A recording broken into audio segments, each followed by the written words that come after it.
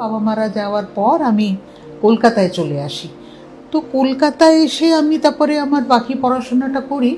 কিন্তু কেন আমি আর্ট কলেজে এলাম, কেন আমি ছবি আঁকার জগতে এলাম, সেটা সেটা একটা আকস্মাৎভাবে ঘটে গেছে। কারণ আমি ছোটবেলা থেকে আমার ছবি আঁকতে ভালো লাগতো, এমন কেউ নেই যাদের ছবি আঁকতে ভালো লাগে না। আমার সেইভাবেই ছবি আঁকতে ভালো লাগতো। স্কুলে ছবি আঁকার ক্লাসটাই সবচেয়ে পছন্দের ক্লাস ছিল।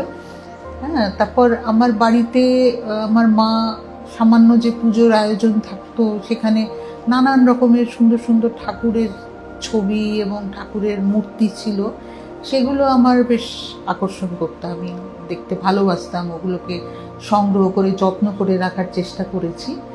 তো হয়তো সেখানে কিছু আমার গড়ন তৈরি হয়েছে, হতে পারে সেটা।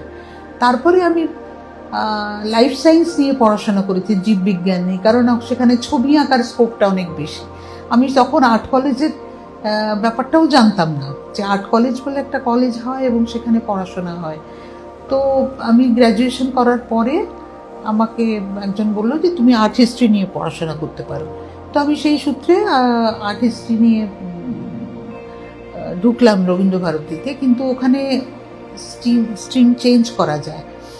তো আমি দেখলাম যে আমার স্কাল্পচারটা আমার ভালো লাগছে, আমি স্কাল্পচারটা নিয়ে কাজ করতে শুরু করলাম।